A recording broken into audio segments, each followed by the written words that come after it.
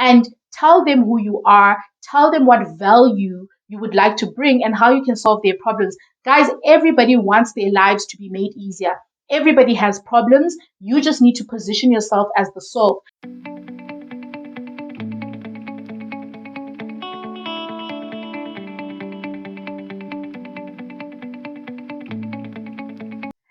Hi guys, my name is andiswa.mojapelo and welcome to my channel if it is your first time, and thank you so much for joining us, and welcome back to another video if you are returning. So guys, today I'm talking about a topic that is very close to my heart, and I started thinking about it specifically at this time because it's the beginning of the year, and I was just thinking to myself that sure, like more than 6 years ago now, around this time in February, I was so stressed and I was so worried and I had so much anxiety, and nobody knew how I felt. And probably I had fellow graduates who were going through the same thing. But this period is the one of the most difficult periods in a person's life when they've recently graduated, and it's around February, and you haven't found that opportunity, you haven't found that job, you haven't found that graduate program or that internship, and people have been posting their welcome packs from these nice companies, and their corporate pictures, statuses on WhatsApp, and all of those things, and you're sitting around like, oh my God, when is my opportunity going to come? And the more time passes by, like the more February passes and ends and March starts, you start thinking, sure, maybe I'm not going to get an opportunity this year. Maybe the graduate intake or the internship intake is done and I'm not going to get another opportunity. So I just wanted to, share based on my experience and the things that I did and the things that I didn't do that I wish I did, that I now see in hindsight are really important to all of the graduates out there who are currently unemployed, thinking there's no hope, and everything looks like it's negative and it's done and there's no opportunities and all of those things. Just to sort of say, what are some of the things that you can do in order to survive this period in your life, which I'm sure is very difficult, because like I said, mine was 6 years ago, but I can still remember it like it was yesterday.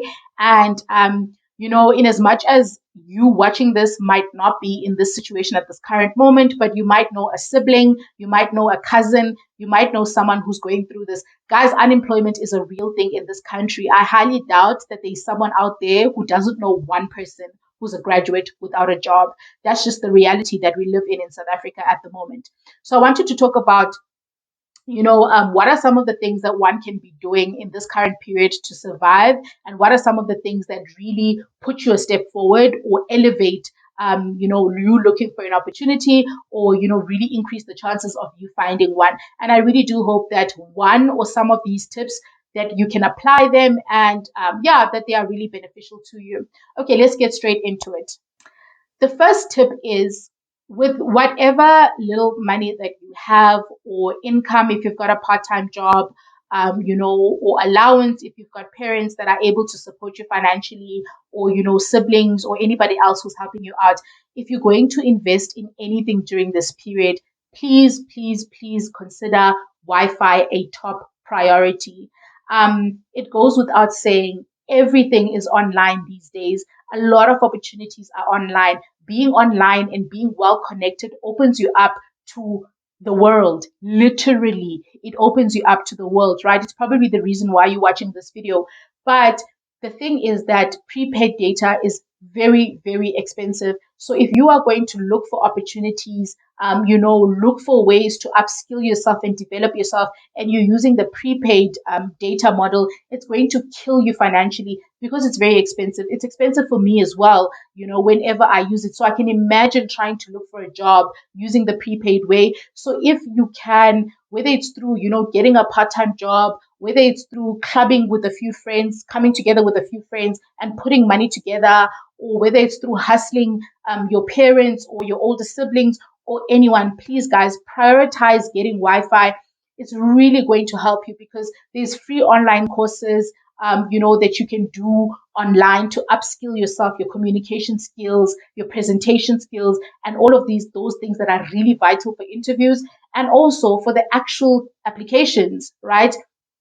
If you are online, it means that from wherever you are, you can apply anywhere in the world.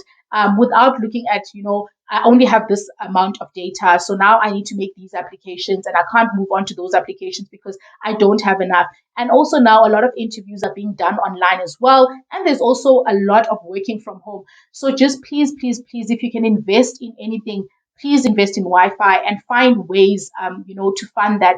I know now there's month-to-month contracts, so you no longer need to have like Wi-Fi for 12 months. You can have Wi-Fi for like 500 rand, 400 rand, 600 rand a month. And like I said, if you come together with other graduates and you put money together, you can probably have it at someone's house and then apply from there. Just find creative ways, guys, but be connected. You need to be online. It's really important that you don't, on top of the stress that you have in applying and the rejections, have to worry about your data running out. So that's top number one. Try and make sure that you invest in Wi-Fi. The next tip is try and find a routine or get into a routine as soon as you can. So shifting from a place where you used to wake up in the morning, attend lectures, do tutorials, submit assignments and all of those things, and snapping back to a period where you have absolutely nothing to do the entire day can get quite depressing if you get into your thoughts about it. So if you allow your mind to really dwell on what is going on, to overthink about it, to overanalyze, because you've got all this time on your hands, it's going to get quite stressful. So try and get into a routine as soon as you can. And by routine, I mean wake up in the morning, take a shower, start applying. And, if you have people around you that, have jobs or maybe have businesses or are teachers, go to class. If you know someone who's a teacher, ask them if you can go to class with them, during the day to help up with the students or the marking or the admin. If you know someone who has a business, ask them, do you need help around the shop during the day? Is there something I can do to just keep my mind busy?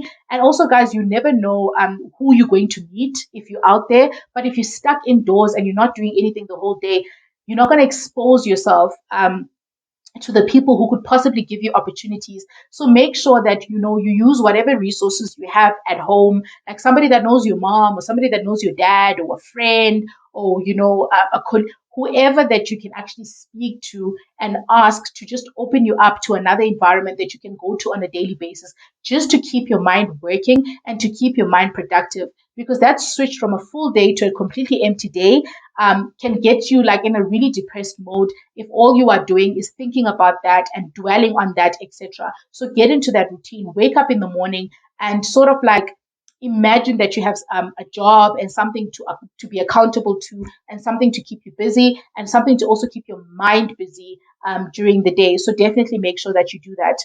The third thing, which I want to speak about, which can be quite controversial. So if there's anyone, firstly, who is team know your worth, it is I. Okay, I believe in knowing your worth. I do not like it when people exploit graduates or exploit, individuals for any gain. But guys, the reality is that there are very few opportunities and there are lots of people looking for those opportunities.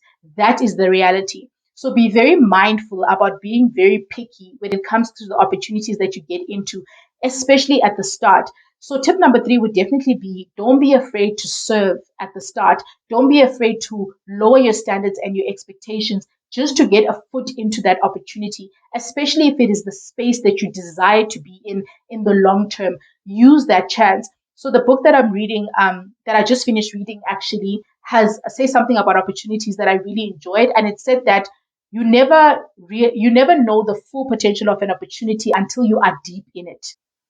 So you'll never know where a specific graduate program or where a specific internship or where a specific job even is going to take you until you are there actually doing the job and getting the exposure and experience. So at the start, please be mindful about having super high expectations on what you need, what you think you deserve to be paid, and all of those things. Don't be afraid to work yourself up. Once you are in there and you are networking and you are speaking to people, you're gaining experience and exposure, there will come a time where you will honestly be in the position where you're not just taking anything. But at the start, please be open to using any opportunity that you have in order to grow from there. So I did a story time about the very first opportunity that I got. It didn't turn out well. I kind of knew applying that, there's a chance that it may not turn out well because it was a very small business, etc., etc. But it was my foot in. I knew that if I grabbed that opportunity with both hands, it would take me to Johannesburg. And once I was there, I could then, have exposure to other things. I could network with other people. And then I ended up finding my ideal graduate program where I ended up staying and then growing from there. So don't be afraid to compromise, at least at the start. The fourth thing is that environment is very, very important, guys. It does wonders for your mindset and where you are as an individual. So if you can try and get closer to an environment where it is industrial, or like people are waking up in the morning and going somewhere. So what I mean by that is that initially when after I finished my qualification and my holiday job had ended, then I went home to Eastern Cape, and it was quiet during the day. There wasn't anybody going to work. And that allowed me to just think a lot, to dwell on my thoughts and all of those things. And I could have, because I had the opportunity to, but I didn't think about it at the time. But I could have like hustled my way to like visit, an uncle, or visit my brother, or someone, and just be in that city life, be in the environment where people are waking up in the morning and they're going to work. Because again, exposure is important. Because I sometimes think, right, that when I come back from work, and there's other things that I do as well, where I'm like, sure, if I had someone around, I'd really appreciate someone to do this admin for me. I'd really appreciate someone to sort that out for me. You could be that someone, and sorting that thing out could lead to other things as well. So make sure you're just in an environment where, people are waking up in the morning, they're going to work, you're exposed to certain things. So if at the current moment you're like in the outskirts and you feel like life isn't necessarily moving, if you can hustle your way to visit someone, definitely do that.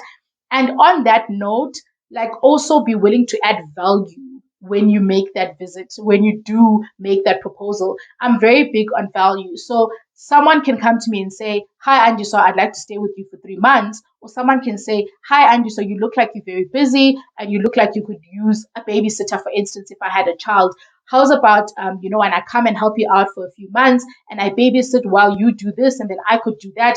Then it's like a gain for gain type of relationship, and I get something out of it and you get something out of it as well. So look for ways, this could be someone that has a business that you stay with and you help them out with their business, but just try and get yourself into that environment where it's fast paced, people are moving, people are working towards something. Trust me, it will do wonders for where your mindset is at, as you look for an opportunity.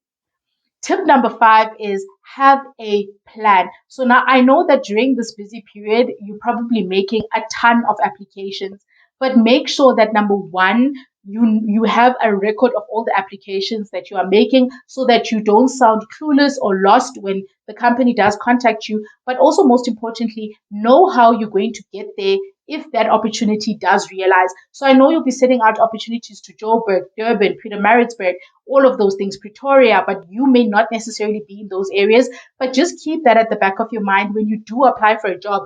If I do get an interview, how am I going to travel there? Do I know someone who lives there? What is going to be the plan? I know sometimes you're just applying and trying your luck and you're thinking, what are the chances of me getting this opportunity? There is a chance that you could.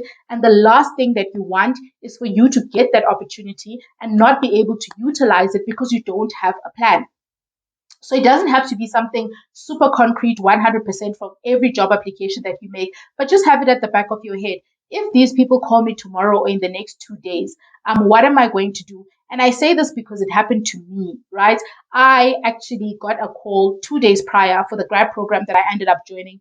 They called me 2 days, before the actual interview to say, we want to see you on this specific date for an interview. So I had to have a plan of how I was going to get there. And if I didn't, who knows, maybe I would have lost out on that opportunity if they're not willing to extend. So make sure that you have a list, a structured list of the places that you're applying to, and also that you have a plan of how you're going to get yourself there. And if they do hire you and say start tomorrow because you said you're readily available, where are you going to live? How would you move? Just start thinking about all of these things. Again, not to the last detail, but at least have a good idea. The last tip, which I think is one of the most important, is something that I wish I did personally, but I didn't. But then now that I look back, I actually should have, and I would if I was in a job, seeking position again. Is Don't be afraid to put yourself out there. Don't wait for the opportunity to be created, right? Reach out to people whom you see are in influential positions in companies and tell them who you are, tell them what value you would like to bring and how you can solve their problems. Guys, everybody wants their lives to be made easier.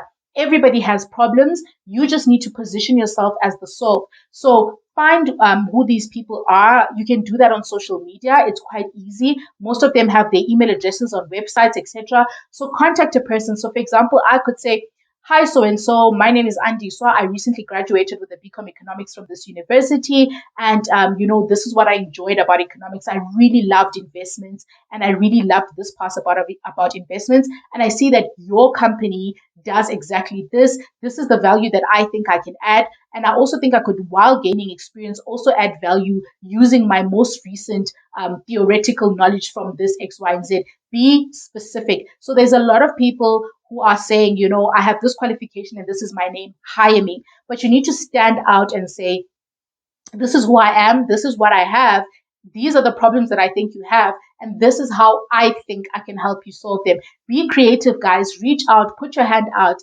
and volunteer actually for these type of opportunities and show people how you can add value.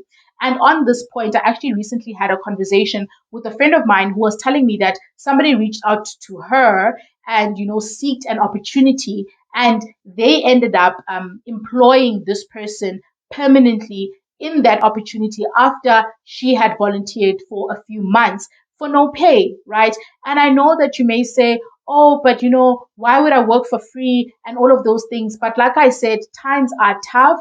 It's really difficult to get into opportunities. So be willing to also do your part, even if it does mean volunteering here and there, as long as you get the exposure, you get the experience, you get the foot in that you need in order to make this a success. Guys, I really do hope that you find some of these tips valuable. I really wanted to just have a conversation around some of the things that you can use to survive this unemployment period, either than just apply, apply, apply. But I want to end with apply, apply, apply. You really need to do that. But over and above that, these are some of the things that you can also do in order to put yourself out there, to get yourself recognized. I really do hope that you find this video valuable. If you did, please don't forget to give me a huge thumbs up and also consider subscribing to this channel if you haven't, so I can see you in the next one. Bye.